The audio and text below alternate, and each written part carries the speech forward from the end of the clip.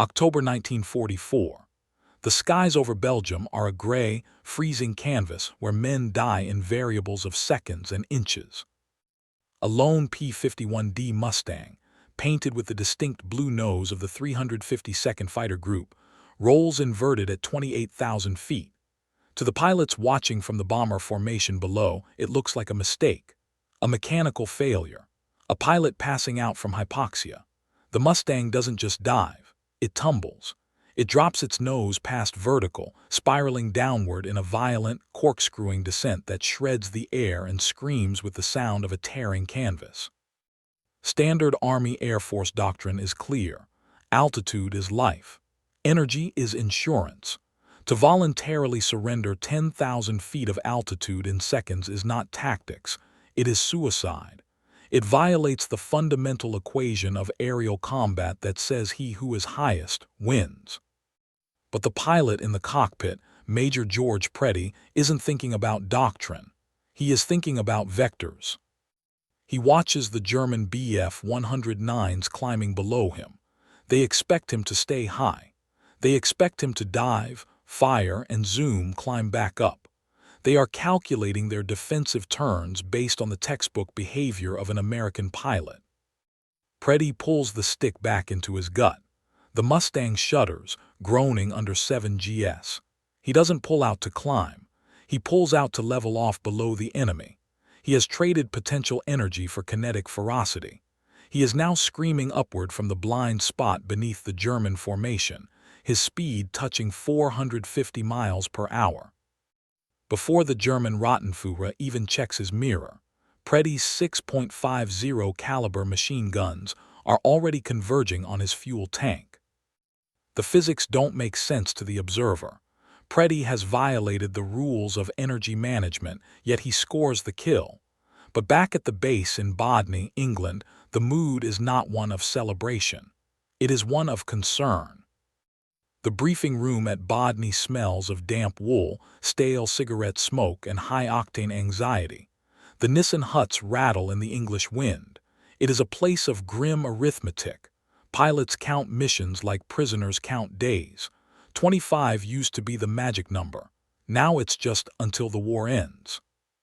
Preddy walks through the mud with a gait that is deceptively relaxed. He is 25 years old, a former barnstormer from North Carolina. He doesn't have the swagger of the other aces. He speaks softly. He drinks little. He spends his evenings not at the pub but on the flight line, staring at the leading edges of his wings, talking to his crew chief about drag coefficients and gun harmonization. To the new replacements, fresh from flight schools in Texas and California, Preddy is a god. To the veterans, he is a terrifying anomaly. He flies like he's trying to tear the wings off, a captain mutters over coffee. That spiral dive, it's a death wish. One of these days he's going to misjudge the pullout and bury himself in a French turnip field. The maneuver has no official name in the manual. The pilots call it the Preddy corkscrew. It involves entering a negative G pushover, transitioning into a power-on spiral, and using the P-51's superior aerodynamics to plummet faster than a falling stone. It is designed to trap enemy fighters who try to dive away. The problem is, the P-51D isn't designed for it. The airframe limits are strict. The compressibility issues, where the air turns to concrete at high speeds, are well known.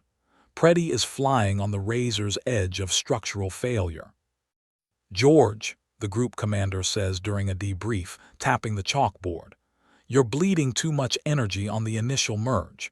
If you miss that first shot, you're sitting duck at low altitude."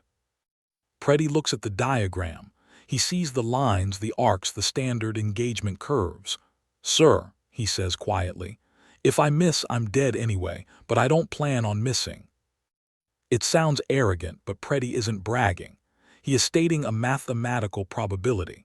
He has spent hundreds of hours analyzing the deflection angles of the German fighters.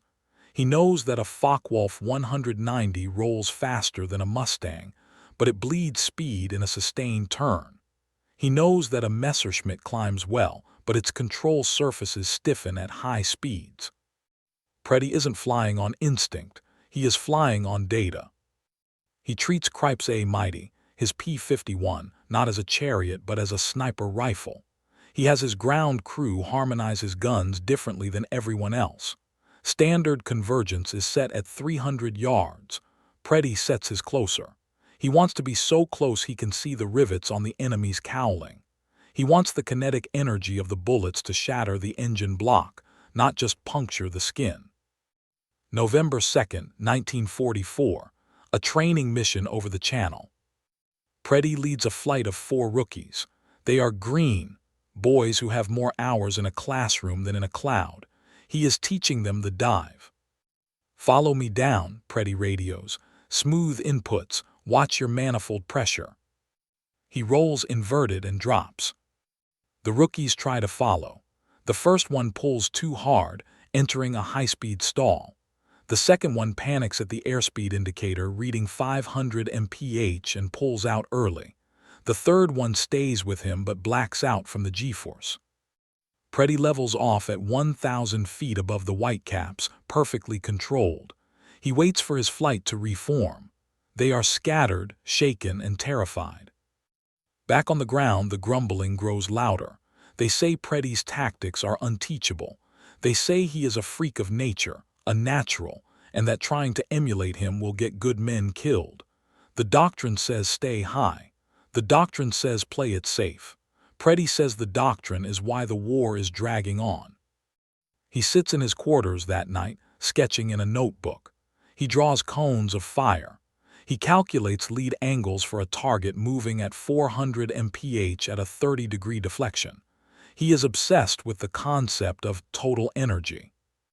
Most pilots think energy is just altitude plus airspeed.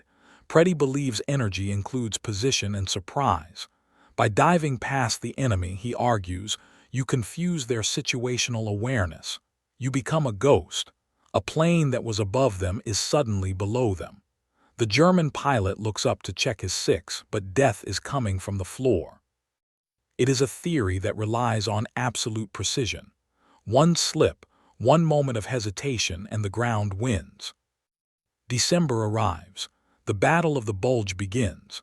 The Wehrmacht launches a massive, desperate counteroffensive through the Ardennes forest. The weather is atrocious. Fog grounds the Allied air forces. For days, the pilots sit in the Nissen huts, listening to the rain, playing poker, and watching the fog press against the windows like a physical weight. The frustration builds. They know American boys are dying in the snow below, hammered by German tanks, and the greatest air force in the world is stuck in the mud. Preddy paces the flight line. He checks his plane 3 times a day. He polishes the canopy himself. He wants zero distortion. He wants the machine ready the instant the sky clears. On December 23rd, the high-pressure front moves in. The sky breaks. A piercing, brilliant blue winter sky opens up over Europe. The order comes down. Maximum effort. Every serviceable fighter is to launch. The Luftwaffe is up in force, trying to support their panzers. Preddy straps into Cripes A Mighty. The Merlin engine coughs, catches, and roars to life.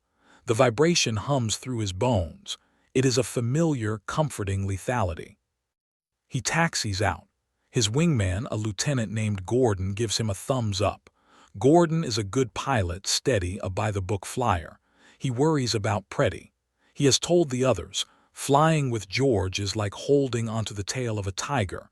You just hope he doesn't turn around and bite you. They take off, climbing through the last wisps of ground fog. They form up at 26,000 feet. The cold is brutal. The heaters in the P-51 struggle to keep the canopy from frosting over. Preddy scans the horizon. He is looking for the contrails, the white vapor trails that mark high-flying aircraft. Blue flight check switches. Preddy's voice is calm over the radio. Music on. Music is the term for arming the guns. 10 minutes later, radar control crackles. Vector 120, large gaggle of bandits reported near Koblenz, Angels 25. Preddy turns the flight. He spots them. It isn't a gaggle, it is a swarm. More than 60 German fighters, Bf-109s and Fw-190s, are formed up in a massive defensive box. They are escorting bombers, but they are also hunting. They see the American Mustangs approaching. The odds are 60-4. Standard doctrine says, call for reinforcements, shadow the formation, pick off stragglers. Preddy doesn't touch the radio. He touches the throttle.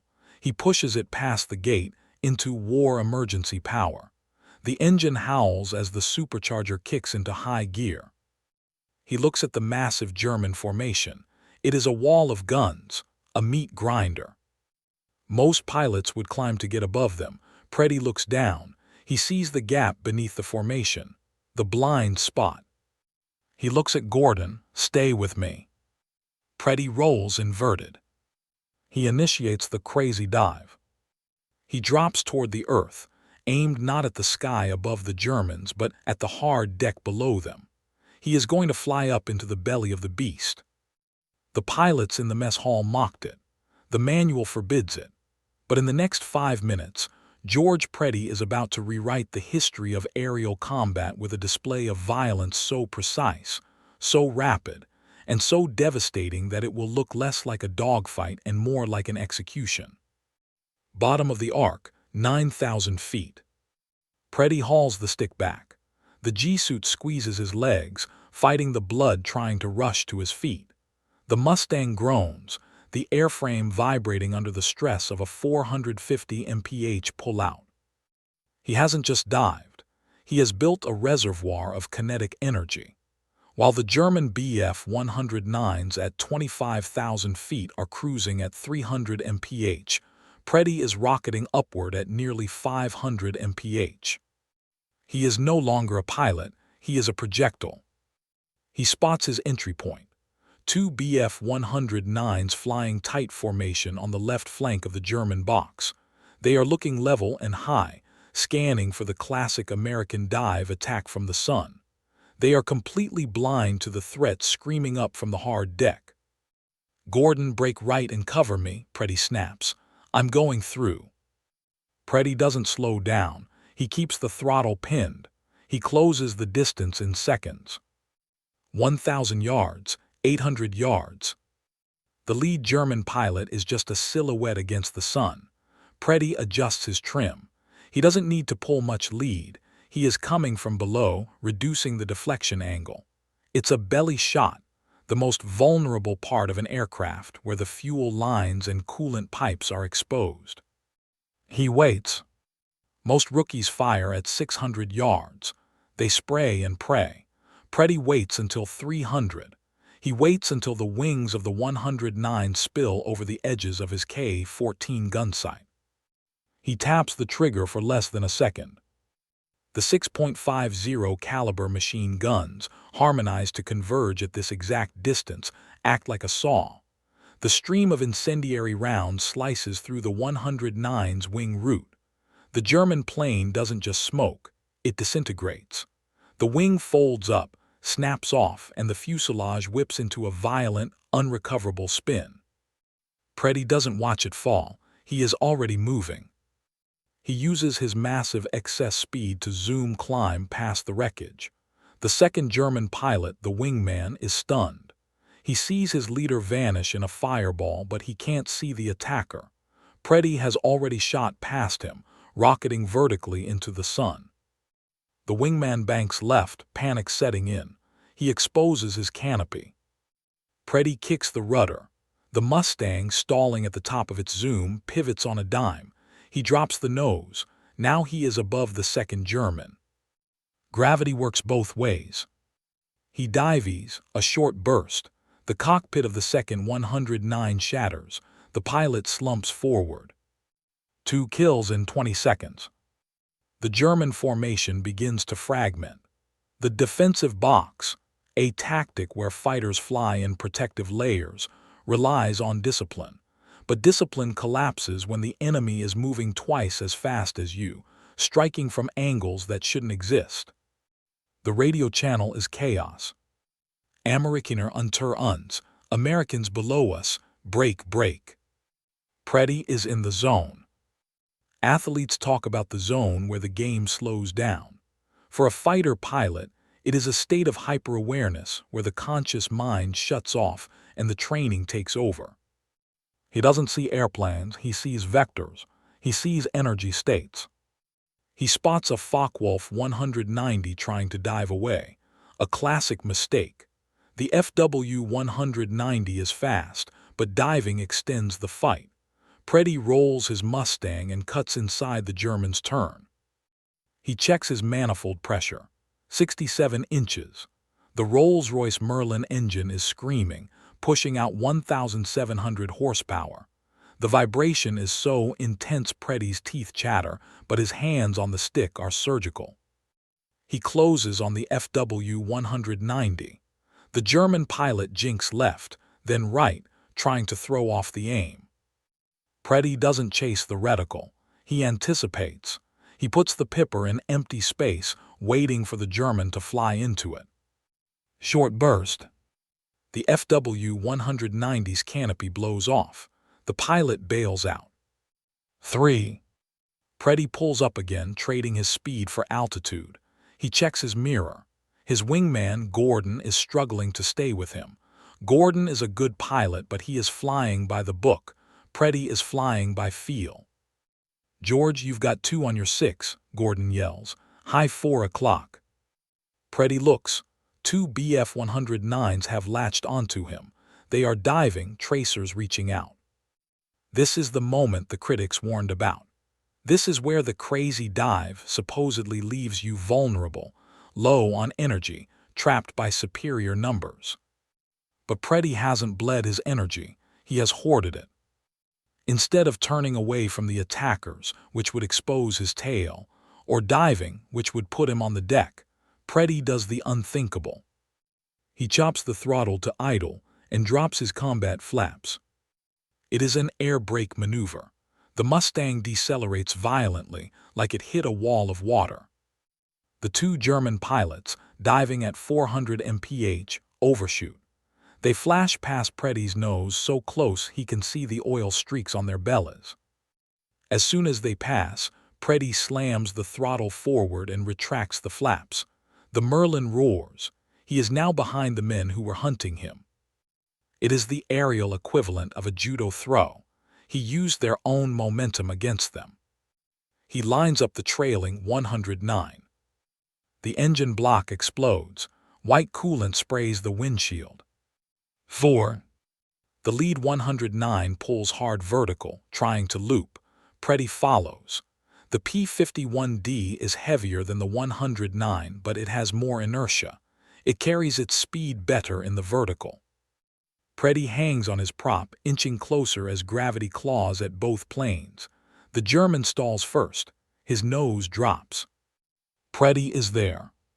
5 kills in under 4 minutes. The sky is emptying. The surviving German planes are scattering, diving for the clouds, running for the deck. The bombers they were escorting have turned back, jettisoning their loads harmlessly in the fields. Preddy scans the horizon. He is alone. Gordon has lost him in the melee. He sees one last shape. A Bf-109, damaged, trailing smoke, limping toward the cloud layer. It would be easy to let him go. Preddy is low on ammo. He is tired. He has done enough. But the math of war is cruel. A damaged plane can be fixed. A surviving pilot can fly tomorrow. Preddy pushes the nose down. He closes on the straggler. The German pilot sees him. He doesn't maneuver. He is resigned. He flies straight and level.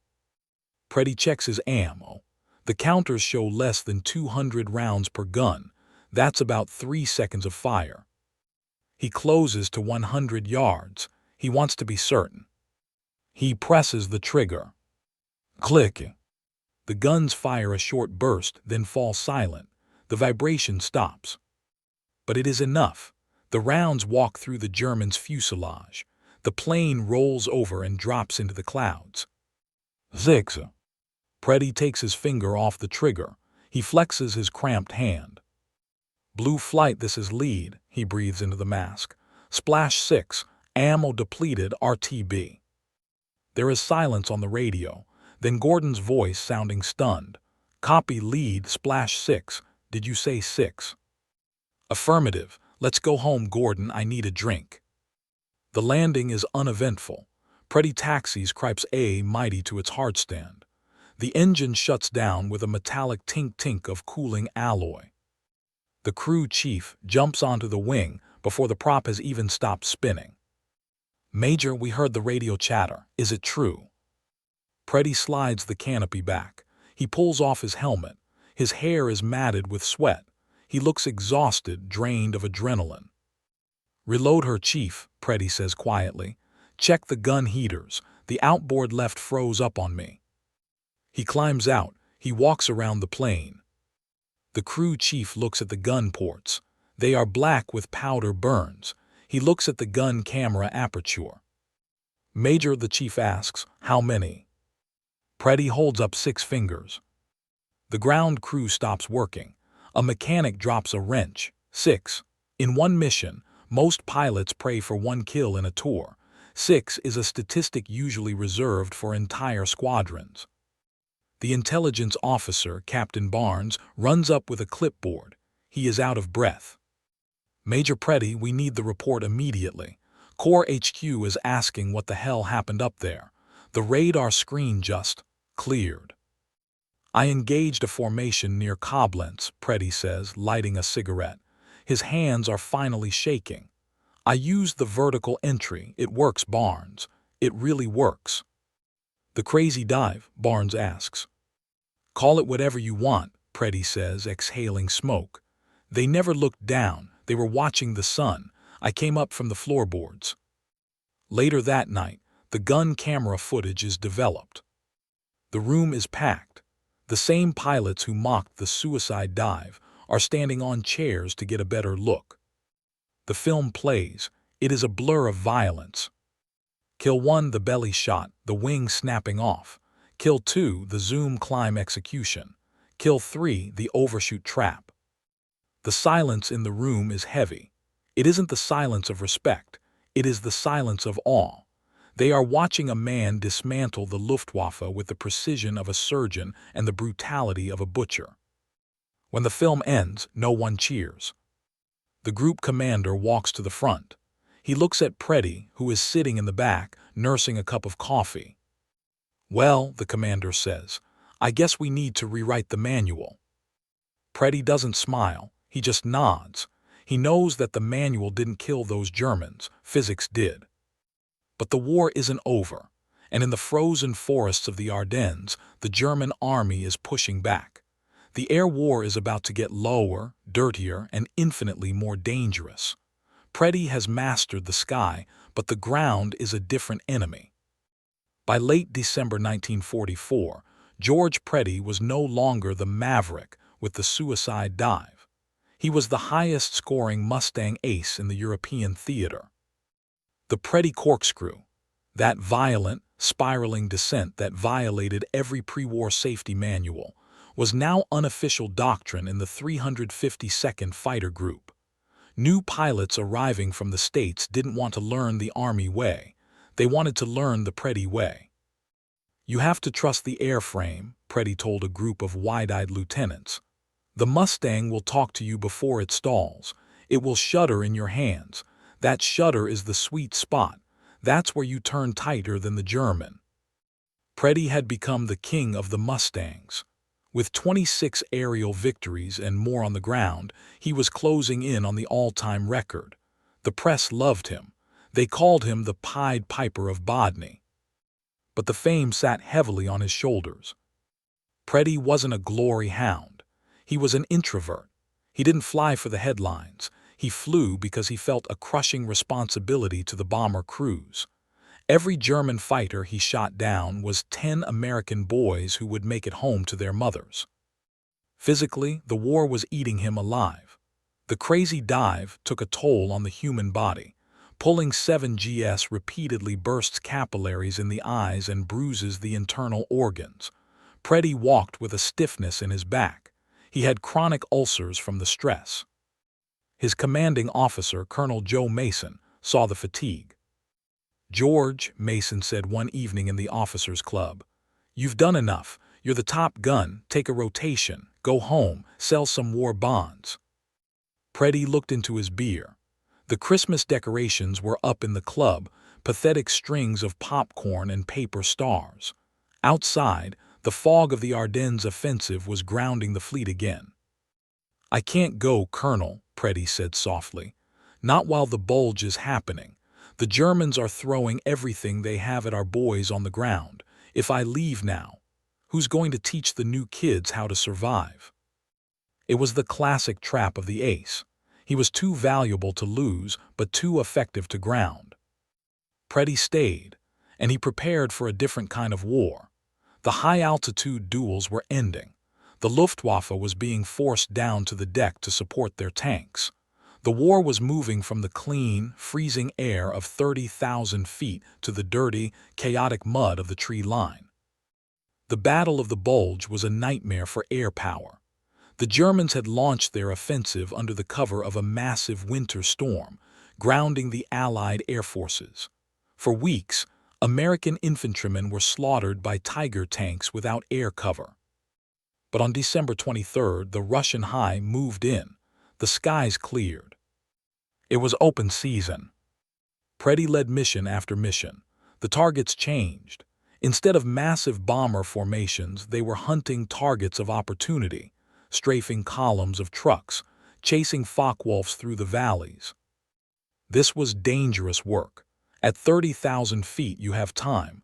At 500 feet you have luck. On December 24th, Christmas Eve, the chaos reached its peak.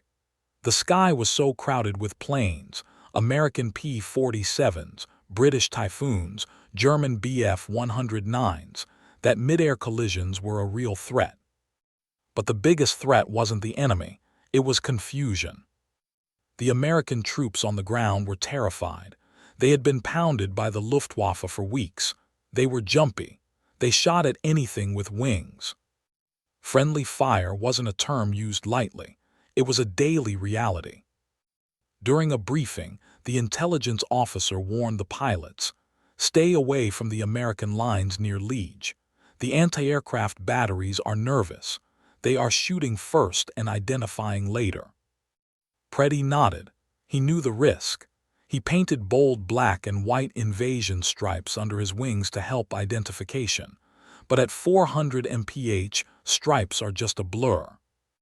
That night, Christmas Eve, the 352nd Fighter Group held a dinner. It was a surreal attempt at normalcy. They had turkey canned, cranberry sauce, and cheap wine. Preddy sat at the head of the table. He looked around at the faces of his squadron. Many were teenagers. They looked at him with absolute trust. They believed that as long as they flew on Preddy's wing, they were invincible. Preddy raised a glass. "To a free Christmas," he said. He didn't drink the wine. He went back to his bunk early.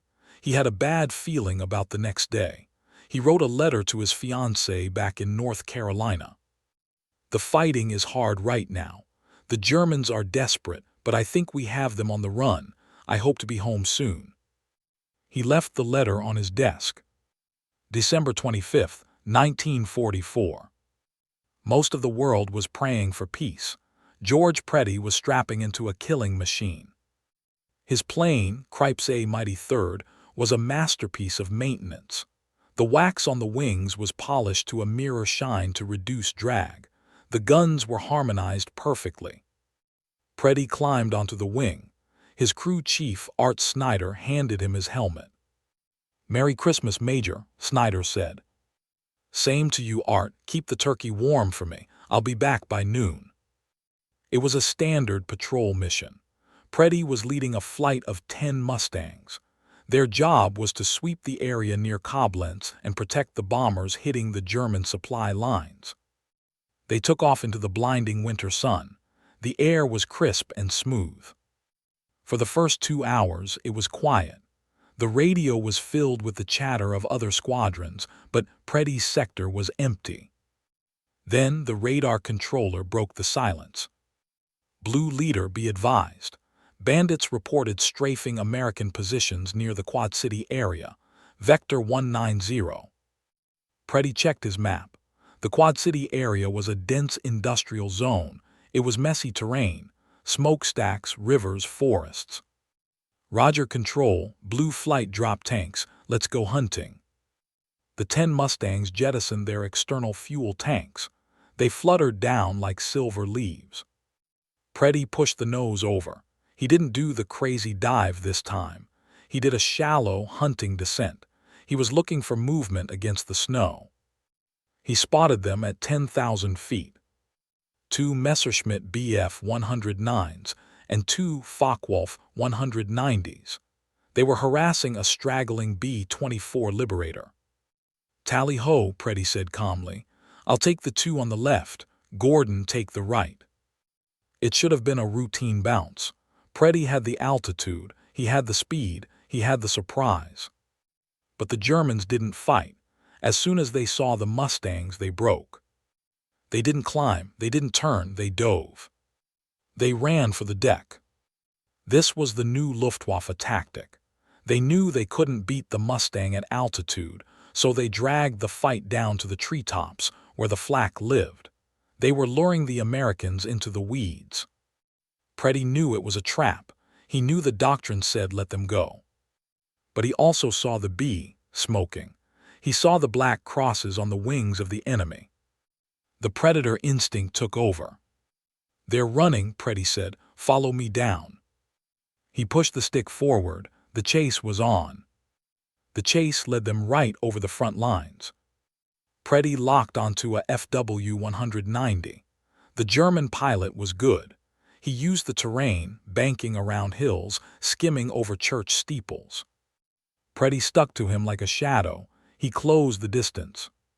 500 yards, 400 yards. They were doing 350 mph at 200 feet AGL, above ground level. Preddy checked his gun sight. The German was weaving, desperate to throw off the aim.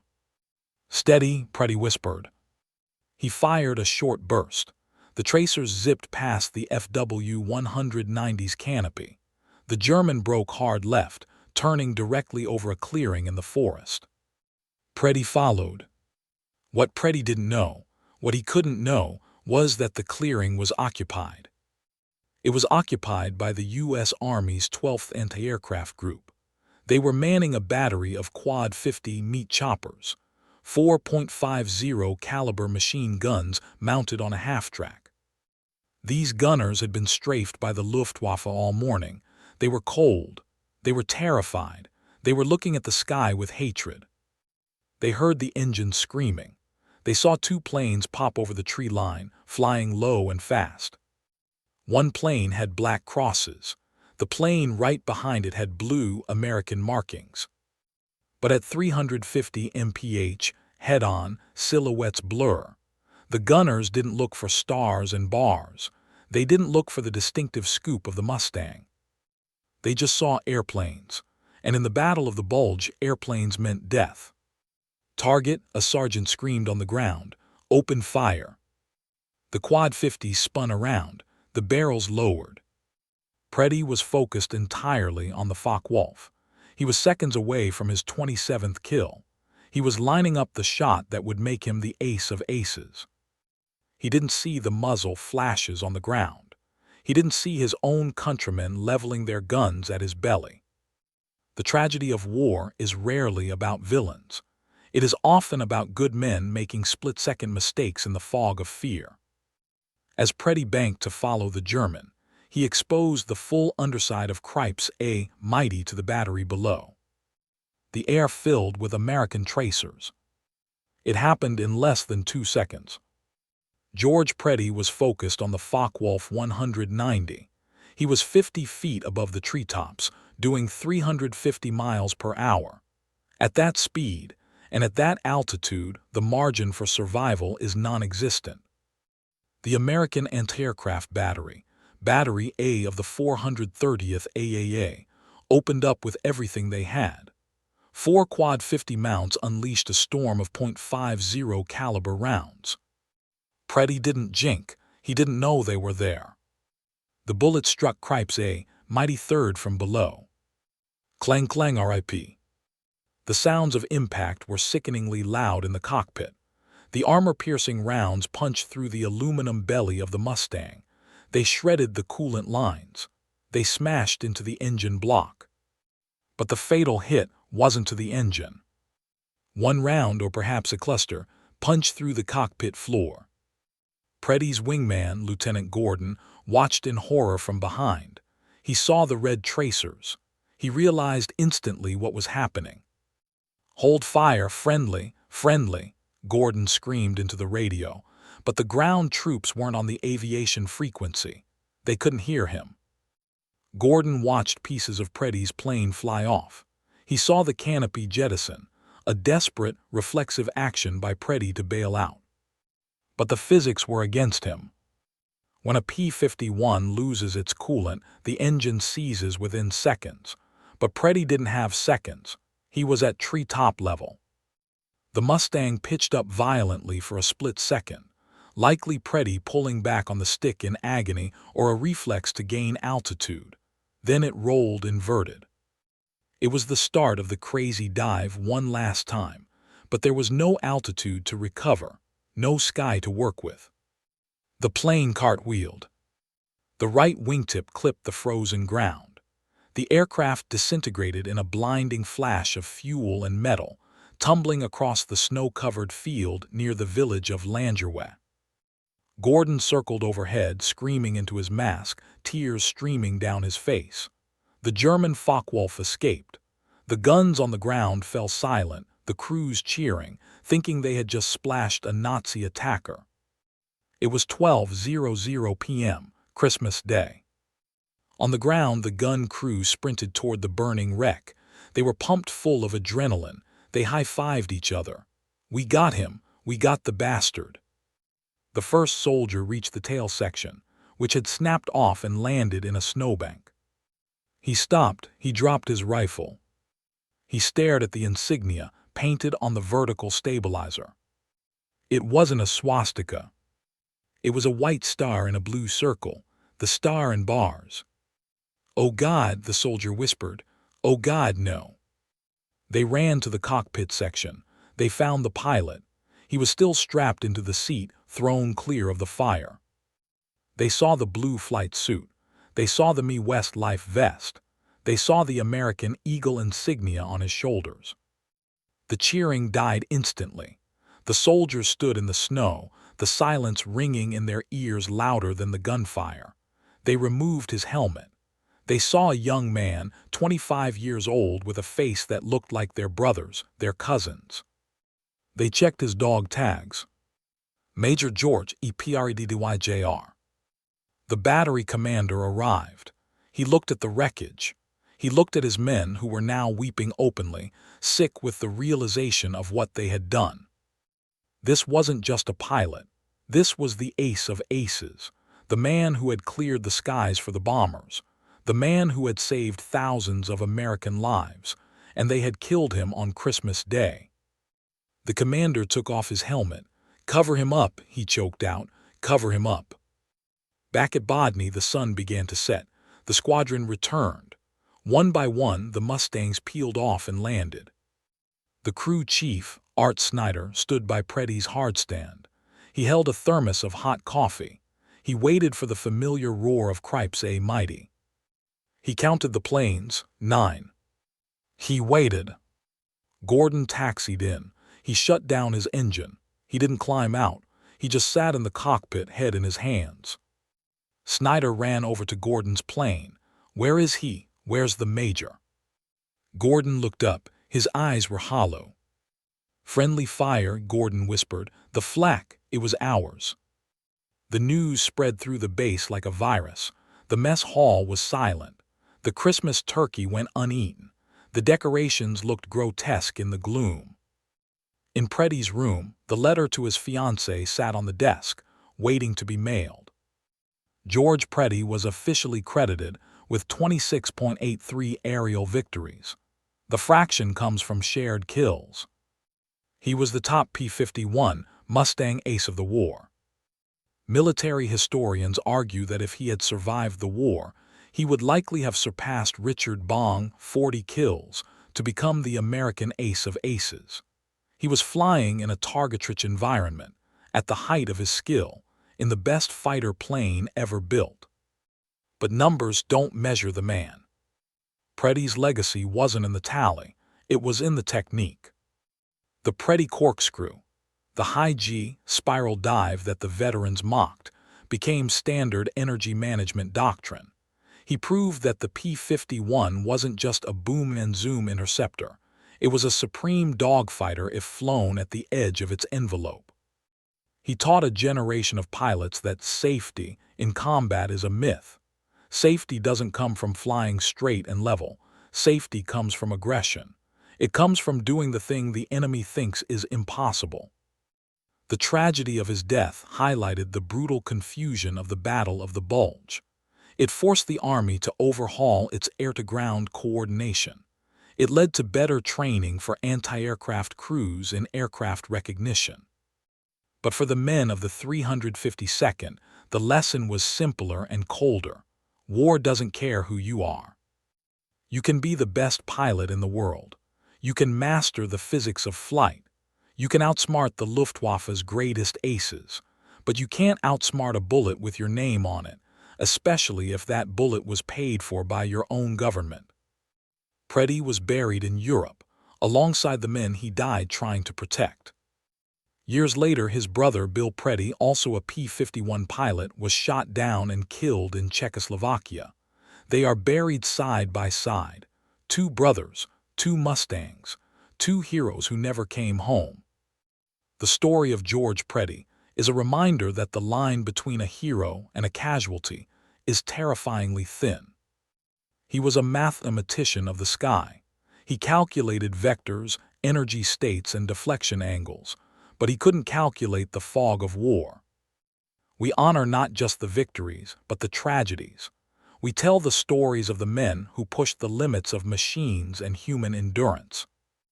If you believe George Preddy deserves to be remembered as the greatest Mustang pilot of all time, please hit the like button. It helps us keep his memory alive. And we want to hear from you. Check the comments below. Do you think friendly fire incidents like this are inevitable in war, or could better communication have saved him? It's a tough question, but let's discuss it. Subscribe and turn on notifications. If stories like this remind you why we preserve history, hit that like button, subscribe for more forgotten heroes, and turn on that notification bell so you never miss these stories. Drop a comment and tell us where you're watching from and whether anyone in your family served in it.